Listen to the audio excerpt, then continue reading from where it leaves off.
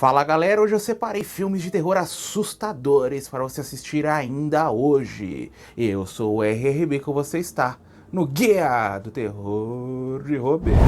Christine, o Carro Assassino, obra clássica dos anos 80 com direção de John Carpenter, baseado num livro do Stephen King, a história desse adolescente desajustado que sofre bullying na escola. Ele está visitando com seu melhor amigo, o nome dele é Arne, seu melhor amigo Dennis, está visitando um ferro velho. Ele conhece esse Plymouth, né? Não sei qual que é a pronúncia correta, anos 50, completamente acabado, fica apaixonado pelo veículo e adquire a um preço acima da tabela para aquela velharia. Ele reforma completamente, torna o carro um dos mais bonitos do bairro, só que esse carro, Christine, tem uma personalidade um pouco ciumenta. Ela, na verdade, vai trabalhar por eliminar qualquer pessoa que se aproxime ou que tente, de alguma forma, fazer mal ao nosso querido Arne. Ele é bem fiel ao livro, claro que é impossível você condensar em 2 horas 400 páginas, mas o John Carpenter faz isso muito bem, quem escreveu o roteiro também, né, claro. E eu me lembro de assisti-lo pela primeira vez no Intercine Corujão, nos anos 2000, tava zapeando pela TV aberta e descobri Christine. Claro que me assustou um bocado. Até hoje é um dos meus filmes favoritos dentro da filmografia do Carpenter, e apesar de ser carro, ele não é aquele tradicional filme de terror na estrada, é mais uma história sobrenatural, um filmaço. Você pode assistir umas 30 vezes que você jamais vai se cansar, e leia o romance também, que é muito bom. They told us the man who owned that car last died. Dublê de corpo agora no trabalho de Brian De Palma, caminhando suspense em terror, considere-o no gênero que você quiser. A história desse ator sem sucesso, fracassado, que acabou de receber um pé no traseiro. Ele resolve pegar emprestado o apartamento de um amigo que está fora da cidade, apartamento luxuoso. Nesse apartamento ele começa a espionar pela janela sua vizinha bonitona. O que ele não sabe é que em uma dessas belas noites ele vai presenciar o assassinato dessa vizinha. Logo, ele se vê dentro de uma conspiração em que ele é a personagem que mais tem a perder.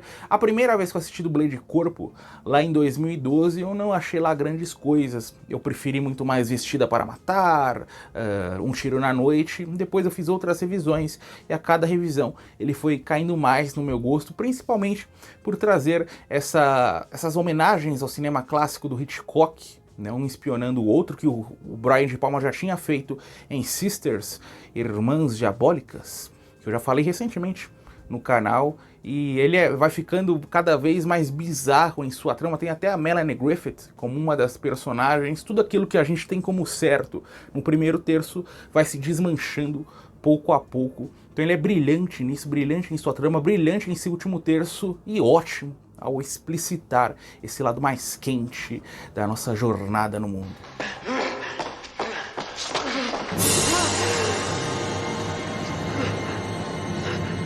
Um Lobisomem Americano em Londres, trabalho com direção do John Landis, nome cancelado quando ainda não havia cancelamento lá nos anos 80, gosto muito dos seus trabalhos. Ele inclusive escreveu um livro de terror que eu ainda não li, porque eu não tenho grana pra comprar, que tá caro pra caramba, mas aí quem já leu, comente se é bom. Todo mundo que eu vi as análises falam que é ótimo, um livro sobre criaturas, né, dentro do terror.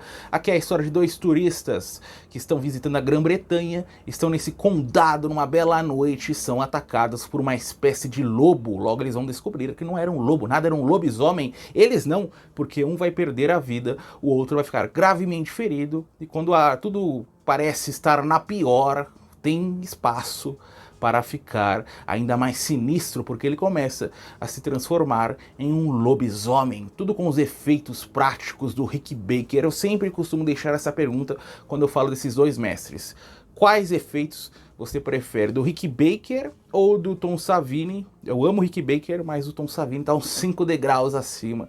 Os trabalhos dele sempre me pegam mais, e esse filme é incrível, um dos melhores dentro desse subgênero lobisomens. A transformação, ela continua espetacular até hoje não, porque hoje em dia a gente olha para esses efeitos e sente saudade, porque ninguém consegue repetir, é tudo efeito CGI, né? A maioria, alguns poucos exemplos ainda trazem bons efeitos, mas esse filme é inesquecível. Teve sequência infame nos anos 90, não assistam porque é um filme horroroso, eu já falei aqui no canal, pra quem tá maratonando os vídeos. E é isso, lobisomem, filme de lobisomem eu amo.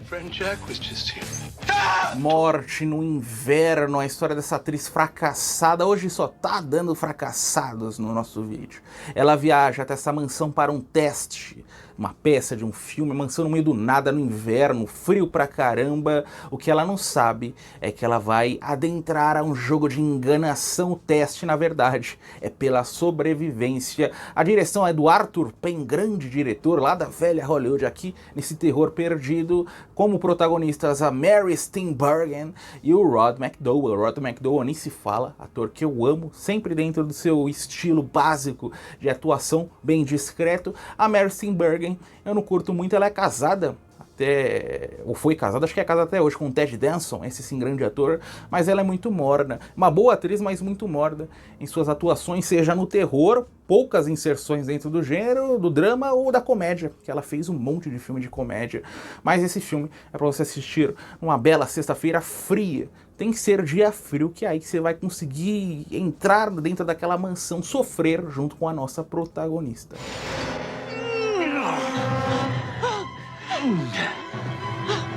Gêmeos, mórbida semelhança, agora um trabalho de David Cronenberg e Jeremy Irons como protagonista em papel duplo. Ele interpreta gêmeos médicos muito bons nessa profissão que vão se envolver com essa mulher, iniciar um triângulo amoroso, tudo perfeito em um primeiro momento. Logo teremos obsessão, ataques, bizarrices e, claro, mortes. Cronenberg é um dos meus trabalhos favoritos desse diretor, Jeremy Irons, uma das minhas atuações que eu mais gosto dentro da carreira do ator nos anos 80, porém esse filme é todo em sua pegada visual, ele subverte completamente os valores estéticos que nós estamos acostumados dentro de hospitais, geralmente aquela cor branca que é aqueles instrumentos tradicionais. Aqui é o vermelho, os personagens de vermelho e uns instrumentos que parecem ter saído do inferno, né? Todos com algumas curvas estranhas, parecem mais instrumentos de tortura do que de medicina. Então um filme que, para ser sentido, não entendido, é a história, dá pra você entender completamente, mas é cada cena, cada frame que vai te deixar apaixonado. Made the fantastic real. A Noite dos Mortos-Vivos, agora esse clássico assustador do George Romero, obra que explodiu a sua filmografia exatamente dentro do subgênero zumbis. É um apocalipse zumbi, estranhos aleatórios se veem presos dentro dessa casinha, ao lado, adivinha do que? De um cemitério, mortos tentando invadir aquele lugar. O George Romero, ele revolucionou completamente o subgênero zumbis. Por incrível que possa parecer, eu gosto bastante desse subgênero, mas não amo. O meu filme favorito é lá dos anos 40, aquele A Morta-Viva, que eu já falei algumas vezes no canal também. Ele traz uma vertente diferente de zumbis, mas o Romero nos trouxe esse nível mais assustador, que é um filme incrivelmente atmosférico, algo que às vezes falta aí dentro desse subgênero, né? Vai mais pela comédia do que propriamente em seu clima. Teve remake do Tom Savini, que eu acho um pouquinho superior ao de 1990, mas ambos são incríveis, ambos são obras-primas, ambos você pode assistir várias e várias vezes, jamais se cansar e sempre se assustar, porque nesse filme, acima de tudo, tem sua cor, né? A sua falta de cores em preto e branco, isso de alguma forma torna a nossa experiência ainda mais assustadora. The killers are eating the flesh of the people they murdered. Os Inocentes, agora uma obra verdadeiramente arrepiante dos anos 60, direção do Jack Clayton, baseado numa obra do Henry James. É a história de uma espécie de governanta que vai trabalhar nessa mansão isolada no meio do nada, no meio dessa natureza, e começa a sofrer nas mãos das crianças diabólicas que lá estão. O nosso trabalho é tentar entender Na cabeça da governanta ela tá ficando louca, as assombrações que parecem pipocar são reais, aquelas crianças, o que elas estão querendo naquele ambiente. É um filme que traz essa atmosfera desde o início, a história é muito boa, ela traz surpresas, reviravoltas, dá espaço para a interpretação. Você pode entender aquela história de diferentes formas, porém é na camada visual, é em cada frame, na cinematografia, na ambientação, na natureza, que o filme se torna uma verdadeira obra-prima. Com 15 minutos você já está apaixonado, quando essa governanta vai lentamente se encaminhando nessa estradinha até o casarão, passando por toda essa natureza, todo aquele clima que ela logo perceberá como um verdadeiro inferno. Deborah Kerr como protagonista, clássico do Jack Clayton, seu maior trabalho com certeza. I saw him staring. Who, miss? The same man, the man on the tower. The tower? But now, just now, he was staring past me into the house as if he were hunting someone. What's he like, miss? Oh, he had dark curly... A Casa dos Maus Espíritos, a história desse magnata que bate uma aposta com desafetos. Ele fala o seguinte, ó, se vocês passarem uma noite completa nessa mansão, vocês vão ganhar $10 mil. Basta passar a noite e sobreviver. Essa é uma luta. É isso que nós vamos entrar nessa noite perdida de muitos jogos de enganação, porque o Vincent Price é o nosso magnata, né? Ele que faz essa aposta, é ele que também movimenta inicialmente as peças desse tabuleiro de xadrez, a gente vai entendendo qual a motivação de personagem A, personagem B, e tudo se perde dentro daquela casa, porque a casa tem suas próprias ideias para os personagens. Tem o maior jump scare até os anos 80, 90, que é da caveira não, da velhinha caveira, aparece do nada, aquele jump scare te espanta porque é algo que você não está esperando em um filme dos anos 50. E o William Castle, à frente da direção, grande nome, um dos meus favoritos dentro desse período mais clássico, final dos anos 50 e década de 60, ele trazia um estilo completamente seu, que geralmente nós tínhamos o Roger Corman fazendo mais filmes de terror de época. O William Castle promovia as populares pegadinhas dentro do cinema, atribuindo essa experiência. Assistir um filme do William Castle naquela época não era só a obra, era também se assustar dentro do cinema. Infelizmente, nós brasileiros jamais tivemos essa oportunidade, mesmo quem era vivo à época, mas fica nas nossas lembranças cinéfilas.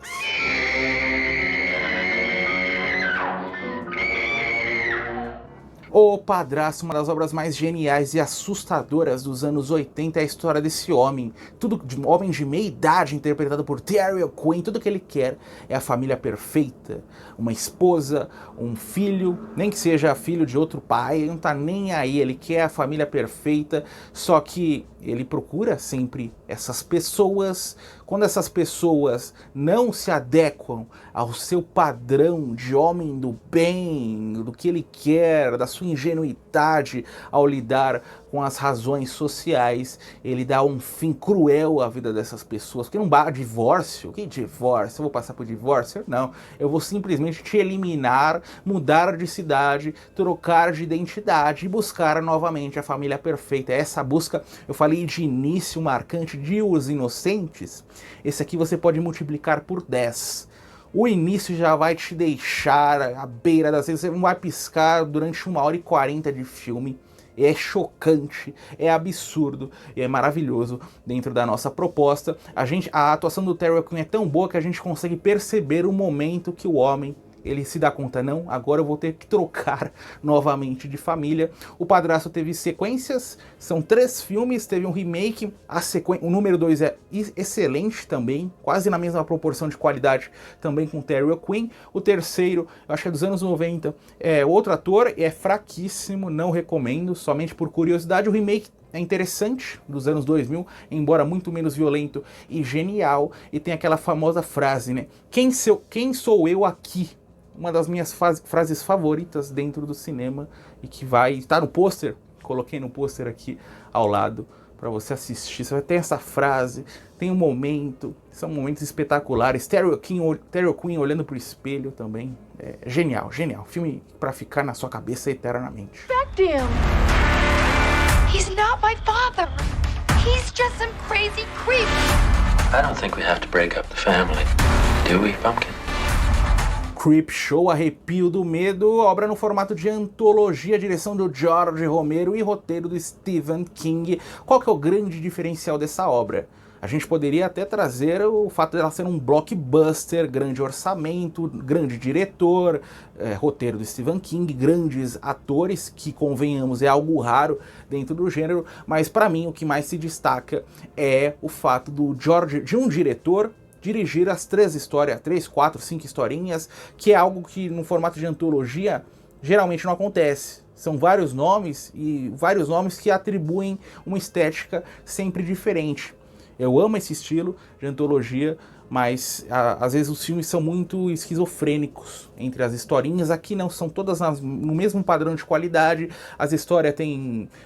qual que é a primeira? O homem que morre e volta dos mortos para buscar vingança. Tem história de criatura, tem história do Stephen King como protagonista, que ele vai se tornando um homem planta nessa entidade alienígena. Tem a história de vingança com Leslie Nielsen, com Ted Danson. Leslie Nielsen vai dar um fim a amantes, sua esposa que o traiu e seu amante. E o último conto das baratas, o conto mais desconfortável dentro desse estilo antologia. Eu só assisti esse filme 2 vezes por conta exatamente desse conto das baratas. É uma obra incrível, né? Cada conto, até a introdução, que tem o filho do Stephen King, que depois se tornou um grande autor, está fazendo livros muito bons. Eu li A Estrada da Noite, super recomendado. Então, Creepshow, clássico, obra-prima, ganhou sequência. Sequência não tem a mesma qualidade, mas também é muito boa. Eu esperava ver mais, apesar que no final dos anos 80 nós tivemos aquela série Tales from the Crypt, que querendo ou não tem vários nomes populares na produção. Will grab you, grow on you, and give you the creep. Terminamos mais um vídeo, não pare por aqui, assista as 2 versões anteriores, os volumes anteriores dessa franquia do Guia do Terror. Vejo todos vocês amanhã ou depois de amanhã, quem sabe.